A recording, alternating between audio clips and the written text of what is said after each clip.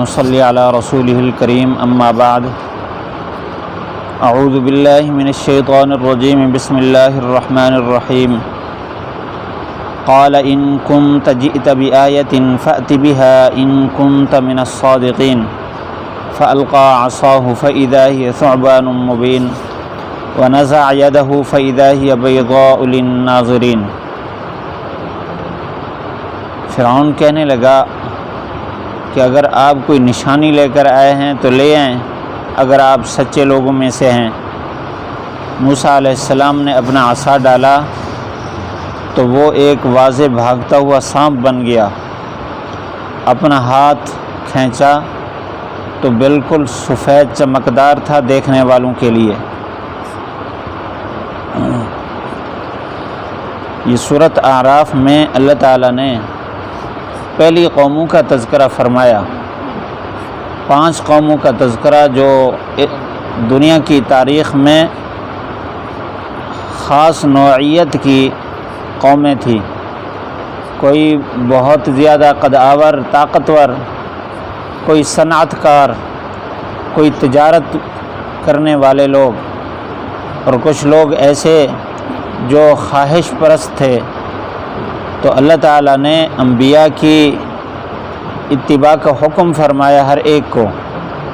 جس نے اتباع کی وہ تھے چند لوگ، اللہ تعالیٰ کے عذاب سے بچ گئے، اور جو مخالفت کرنے والے تھے وہ زیادہ تھے، سارے کے سارے ہلاک ہوئے ہیں۔ اللہ تعالیٰ نے عبرت کے لیے ان کے واقعات بیان کرنے کے بعد پچھلی آیات میں فرمایا تلک القریٰ نقص علیک من انبائها، کہ ہم نے آپ پر پہلی قوموں کی خبریں جو بیان کی ہیں، ان کے پاس بھی رسول واضح دلائل لے کر آئے تھے اور یہ کہا تھا کہ تم ایمان لاؤ، لیکن وہ ایمان نہ لائے۔ ان میں سے اکثر وعدہ خلافی کرنے والے تھے۔ ان کے بعد پھر موسیٰ علیہ السلام کو بھیجا۔ ثم بعثنا من بعدهم موسیٰ بآیاتنا الی فرعون وملئہ، موسیٰ علیہ السلام کو ان کی قوموں کے بعد بھیجا فرعون کی طرف، لشکر کی طرف۔ انہوں نے بھی ظلم کر رکھا تھا۔ اب موسیٰ علیہ السلام فرعون کے پاس آئے، ایک تفصیل ہے سورۃ قصص میں اللہ تعالیٰ نے اس کو واضح بیان فرمایا ہے۔ موسیٰ علیہ السلام کو اللہ تعالیٰ نے قوم کی ہدایت کے لیے اس طرح بھیجا کہ جو مخالفت کرنے والے تھے انہی قوم میں اللہ تعالیٰ نے موسیٰ علیہ السلام کی پرورش فرمائی، 30 سال وہاں گزارے، پھر 10 سال اللہ تعالیٰ نے ان کو ہجرت پر گزروائے اپنے وطن سے جدا، اور وہاں 10 سال انہوں نے بکریاں چرائیں شعیب علیہ السلام کے پاس۔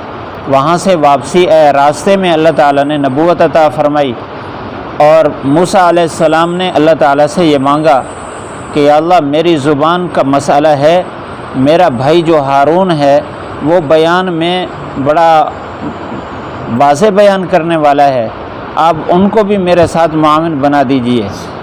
تو اللہ تعالیٰ نے ان کو بھی، ہارون علیہ السلام کو بھی موسیٰ علیہ السلام کا معاون بنایا، رسول بنایا۔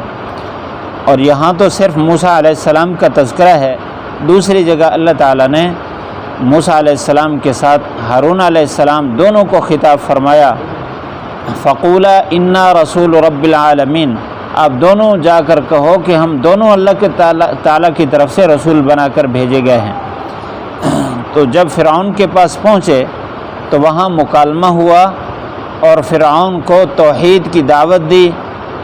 اللہ تعالیٰ نے پہلے سے ہدایات بھی دے دی تھی کہ فرعون بڑا متکبر ہے، ظالم ہے، اور اس کو ذی الاوتاد کہا جاتا تھا کہ جو اس کے دین کی مخالفت کرتا تو اس کے ہاتھ اور پاؤں میں وہ کیلیں کاٹ دیتا تھا اور بہت زیادہ ظلم کرتا۔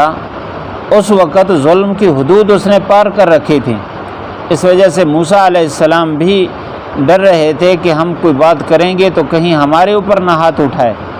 اللہ تعالیٰ نے پہلے فرما دیا فقولا لہ قولا لینا، آپ نرم بات کریں گے، اور یہ بات بھی فرمائی کہ آپ لوگ ہماری نگرانی میں ہیں، وہ آپ پر ہاتھ نہیں اٹھا سکے گا۔ اس وجہ سے موسیٰ علیہ السلام نے جا کر اللہ تعالیٰ کی ذات پر بھروسہ کرتے ہوئے اس سے بات فرمائی، تو اس نے بجائے اس کے اپنی جو اس کی عادت تھی کہ پکڑو اور میخیں گاڑو، جیل میں ڈال دو، اس طرح کے تکبرانہ فیصلوں کے بجائے اس نے دلیل کا مطالبہ کیا۔ یہ اللہ کی طرف سے اس پر ایک نگرانی تھی کہ آپ نے ان کو کچھ نہیں کہنا۔ تو اس نے یہ کہا قال ان کنت جئت بآیۃ فأت بها ان کنت من الصادقین، کہ اگر آپ کوئی نشانی لے کر آئے ہیں، رسول کے پاس تو کوئی نشانی ہوتی ہے تو وہ لے آئیں۔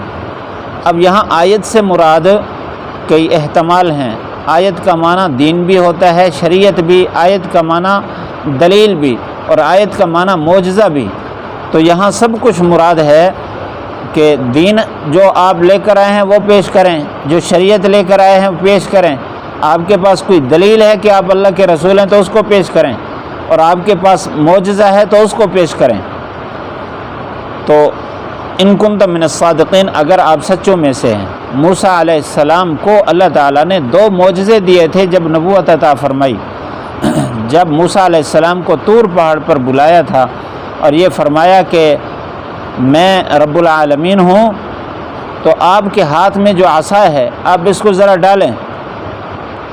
تو موسیٰ علیہ السلام نے عصا ڈالا، فَإِذَا هِيَ حَيَّةٌ تَسْعَىٰ، دوسری جگہ ہے کہ وہ سانپ بن گیا بھاگتا ہوا۔ موسیٰ علیہ السلام اس سے ڈرے، اللہ تعالیٰ نے فرمایا لا تخف، آپ ڈریں نہیں، آپ اس کو پکڑیں۔ تو انہوں نے پکڑا دوبارہ، تو دوبارہ ہی وہ لاٹھی لوٹ آئی۔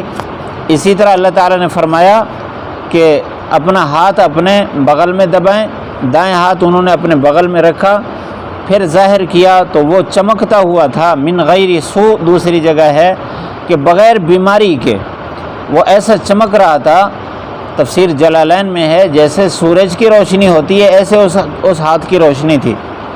تو یہ 2 دلیلیں اللہ تعالیٰ نے، 2 معجزے اللہ تعالیٰ نے عطا کر کے بھیجا تھا۔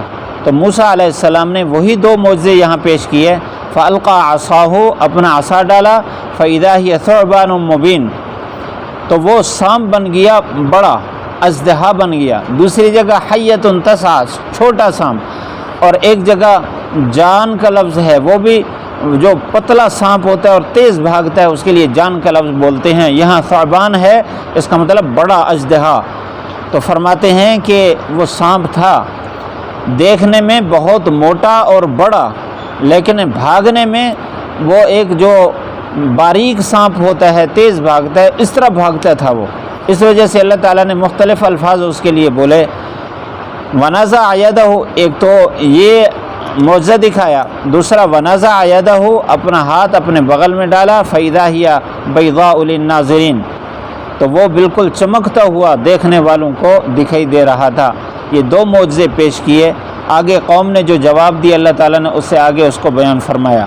یہ پہلے بھی درس میں بات گزر چکی کہ اللہ تعالیٰ انبیاء علیہم السلام کے ہاتھ پر معجزہ ظاہر فرماتے ہیں۔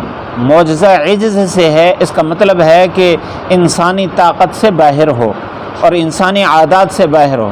اللہ تعالیٰ انبیاء کے ہاتھ پر ظاہر فرماتے ہیں، یہ نبوت کی دلیل ہوتی ہے۔ کبھی کبھی اللہ تعالیٰ اپنے نیک لوگوں کے ہاتھ پر بھی ظاہر فرما دیتے ہیں، اس کو کرامت کہتے ہیں۔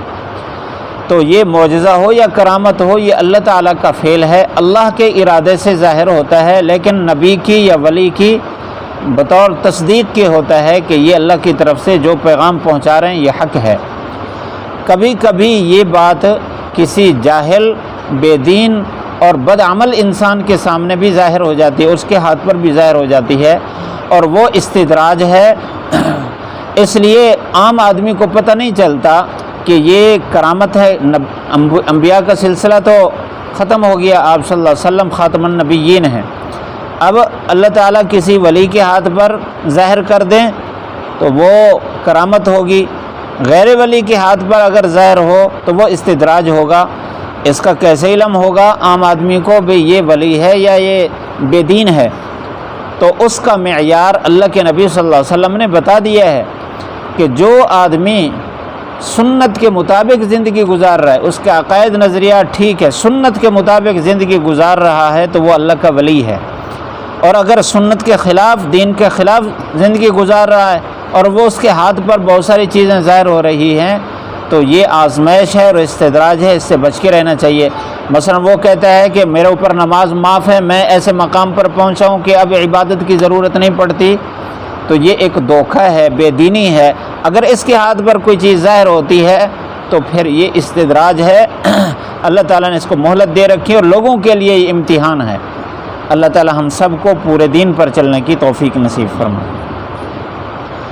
پڑھ لیجیے، قال ان کنت جئت بآیۃ فأت بها ان کنت من الصادقین فألقى عصاه فإذا هي ثعبان مبين ونزع يده فإذا هي بيضاء للناظرين۔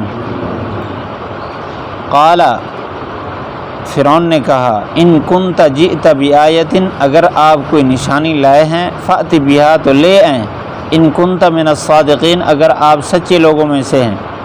فألقى ڈالا موسیٰ علیہ السلام نے عصاہ اپنی لاٹھی، فإذا ہی اچانک وہ ثعبان مبین واضح اژدہا بن گیا، ونزع یدہ اپنا ہاتھ کھینچا، فإذا ہی اچانک وہ بیضاء چمکتا ہوا ہو گیا، للناظرین دیکھنے والوں کے لیے۔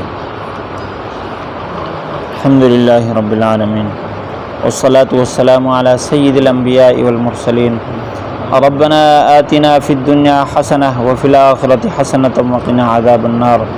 یا اللہ ہم سب کی بخشش فرما، ہمارے سارے گناہ معاف فرما۔ یا اللہ ہمیں سنت والی زندگی نصیب فرما۔ یا اللہ ہمیں گمراہی ضلالت سے بچا، فتنوں کے اس زمانہ میں ہر قسم کے فتنے سے بچا۔ یا اللہ بے حیائی کے زمانہ میں ہم سب کو، ہماری ماؤں بہنوں بیٹیوں کو، ہماری اولاد کو، پوری امت مسلمہ کو حیا نصیب فرما۔ یا اللہ ہم سب کو ایمان میں کمال نصیب فرما، قرآن مجید سمجھ کر عمل کرنے کی توفیق نصیب فرما۔ پہلی قوم جن عذابوں میں مبتلا ہوئی ہمیں عبرت کی توفیق نصیب فرما۔ یا اللہ ہماری حفاظت فرما، ہمارے نسلوں کے ایمان کی حفاظت فرما۔ یا اللہ ہم سب کو پورے دین پر چلنے کی توفیق نصیب فرما۔ اس دنیا میں ہر قسم کی پریشانیوں سے، آفات سے، مصیبتوں سے، احتیاجی سے بچا۔ یا اللہ ہر قسم کی بیماریوں سے محفوظ فرما۔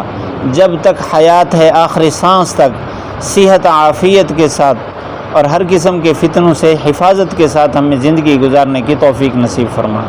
ربنا آتنا فی الدنیا حسنہ وفی الآخرۃ حسنۃ وقنا عذاب النار۔ وصلی اللہ تعالی علی خیر خلقہ محمد وآلہ وصحبہ اجمعین۔